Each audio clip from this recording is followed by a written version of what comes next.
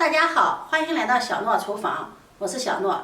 今天给大家分享水煮荷包蛋的简单做法，掌握技巧，无散花，无白沫，个个完整又漂亮。一起看看我是怎么做的吧。首先，根据家里的人数准备适量的鸡蛋。我们在挑选鸡蛋的时候，要选择这种表皮摸起来比较粗糙的，这样的鸡蛋才比较新鲜，蛋清和蛋黄也不会分离，煮出来的荷包蛋才会完整。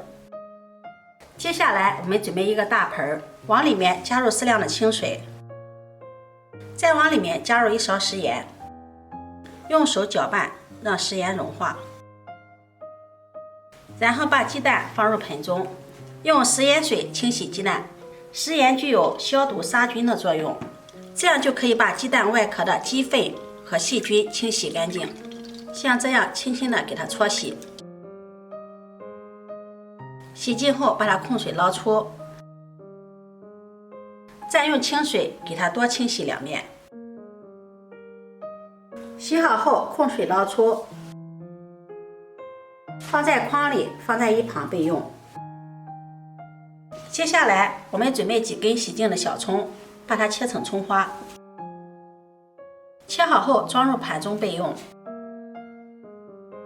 下面锅中多加入一些清水，水尽量多加一些，这样鸡蛋能够浮起来，就不会下沉粘锅了。然后盖上盖子，开大火煮开。接下来我们再准备6个小碗，分别往里面打入洗干净的鸡蛋，这样煮出来的荷包蛋每一个都不会互相影响，都是完完整整漂漂亮亮的。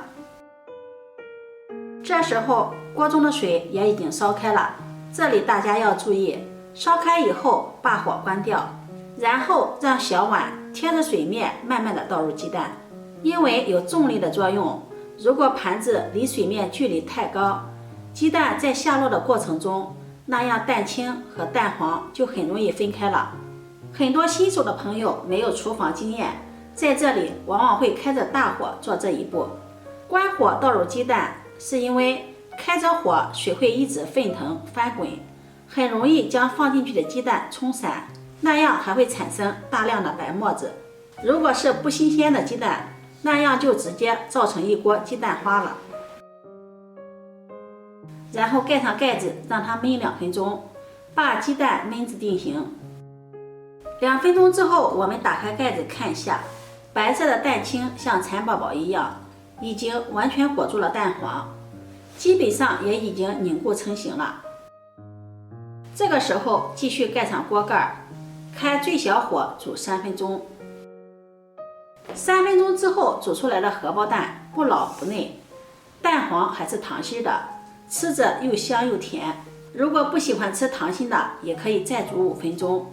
这样煮出来的荷包蛋又鼓又完整，每一个都是滑溜溜白白净净的，大人和孩子看着都爱吃。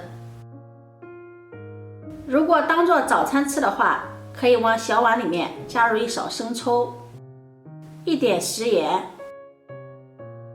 再来1点香醋增加口感，淋入少许的芝麻香油，再来1点迷人的小葱花，再加入半碗开水给它冲一下，然后再把煮好的荷包蛋放进来，这样吃别提有多好吃了，特别的开胃。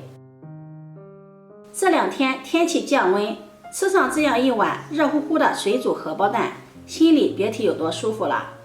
而且这样做的鸡蛋特别的有营养，如果您喜欢就收藏起来试试吧。喜欢我的视频记得点赞、关注、转发，点我头像可以看到更多美食视频。